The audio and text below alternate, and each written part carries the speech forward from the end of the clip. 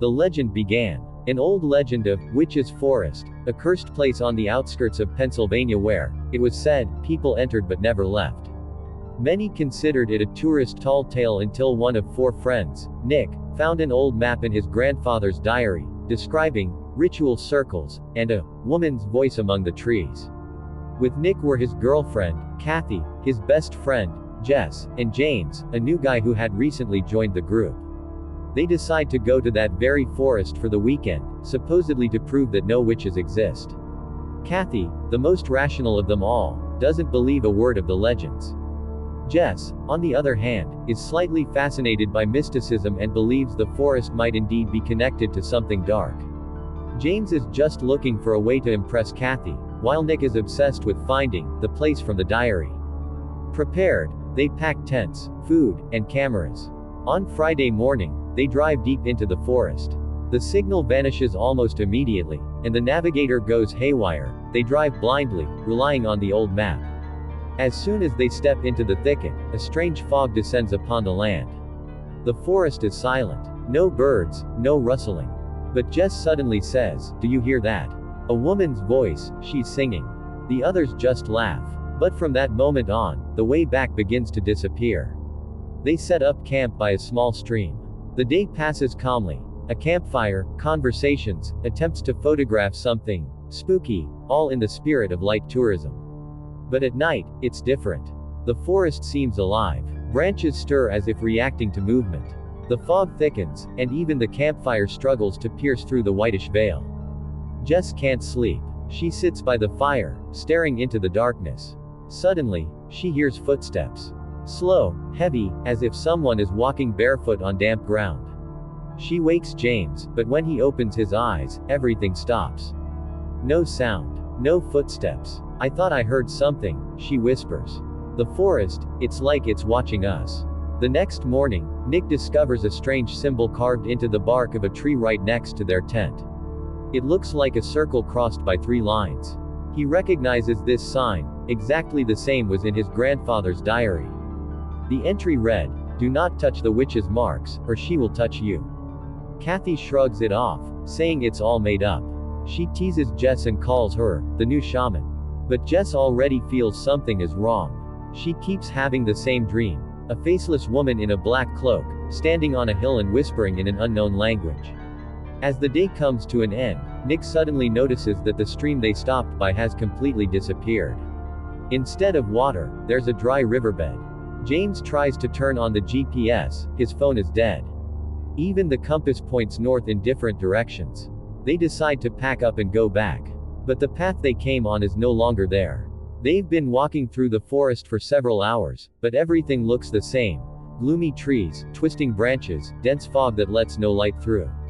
The sun should have risen by now, but the twilight still lingered. The wind died down. Not even birds were heard. "Are we sure we came this way?" James looks around. "I don't recognize any landmarks." "It's a forest," Kathy retorts irritably. "All trees look alike." They try to go back to the stream, but every turn leads them back to where they already were. Finally, Jess suggests leaving marks on the trees. James carves a cross on a trunk with his knife. 15 minutes later, they see that same tree again, only the cross is gone. "This is impossible," Nick mutters. "I carved it deep. This is just impossible. Maybe someone is following us." Jess whispers. "And erasing the traces. Or the forest itself is erasing them," James adds grimly. Nick pulls out his camera and films, trying to record what's happening. But the screen starts to flicker, and instead of the forest, the recording shows flashes of strange images. Sometimes bare roots, like claws, sometimes the black silhouette of a woman among the trees. Suddenly, Kathy screams. She turns around. Her backpack, it's gone. The one she had been carrying all this time. "What the hell? It was on my back." The kids start to panic. They decide to stop and stick together. But even as a group of 4, they feel alone. The forest seems to shrink, drawing closer to them, and the air grows heavier with each breath. Jess looks up. Dolls made of branches and fabric hang from the trees. They hadn't seen them that morning. Their faces are blank. But one doll turned. Definitely. When it started to get dark, really dark, not an illusion, they realized there was no way out. No signal, no way back. There was no longer any doubt. The forest was playing with them. Or someone in it. They built a campfire from what they could find. Around them, not a sound. Even the fire crackled dully, as if the sound was muffled by the earth itself. "We sleep in shifts," James said. "An hour each. As if anyone could even sleep here," Kathy scoffed. While James dozed and Nick stood guard, Jess sat by the fire, huddled in her jacket. It felt like someone was watching from the darkness. If she turned her head, no one was there. But as soon as she looked away, the feeling returned. And then the whispering began. At first, barely audible, like wind in the leaves. Then clearer. As if 1,000 voices were speaking at once, interrupting each other. Male, female, children's. Someone crying. Someone laughing. Someone calling their name. Jess. She jolted and looked at Nick. He sat frozen, clearly hearing it too. "Did you hear that?" "Yes," he choked out. "They know our names." The whispers grew louder. They held sorrow, pain, malice, and something ancient, shapeless, like darkness itself. The voices called them to go into the forest. To approach a tree. To touch the roots. To bring something. And at that moment, Kathy screamed. James jumped up. Next to her, almost at the edge of the fire, stood a tall figure. A female silhouette, entirely made of interwoven branches and dry grass. Its face, an empty mask. It vanished as soon as light was directed at it. And on the ground, there were footprints. In the shape of barefoot children's feet. "We're not alone," Jess whispered. "And it looks like we never were." The night was long. No one slept anymore. They huddled by the fire, as if it were the last spark of reality. But even its light no longer seemed reliable. It flickered, then flared stronger, as if something invisible was breathing on it. Towards morning, Kathy couldn't take it anymore. "I can't do this anymore." She jumped up, pushing Jess away. "We're just sitting here waiting for them to, what? Take us one by one." "Calm down," James croaked, but she was already heading deeper into the forest. "Kathy, wait." Jess rushed after her. All four rushed forward, but after 20 steps, Kathy vanished. Literally. In this forest, where there were no paths, no landmarks, she seemed to dissolve among the trees. No sound, no trace. "Kathy." Jess's voice trembled with terror. "Kathy, answer me." The only reply was the rustling of leaves and that same quiet, multi-voiced whisper, now without words. Just a sound, soft, sticky, like honey spreading through her hearing. And then a bird fell from the sky. Dead. Followed by another. Then dozens. Like rain. All featherless, eyes empty. The forest itself seemed to be dying. "Back to the fire," James yelled. Quickly. They ran, but Jess stayed. Something in the forest seemed to pull her, mesmerize her. And then, she saw her. Kathy. Standing among the trees. Her face dead. But her eyes, moving. Tears. Her lips whispering something. But the sound, as if played backward. Jess took a step, and at that moment, Kathy collapsed, like a marionette whose strings had been cut. And from behind her appeared the woman, the one made of branches. Only now, instead of a mask, it was Kathy's face. Jess screamed. Not from terror, from helplessness.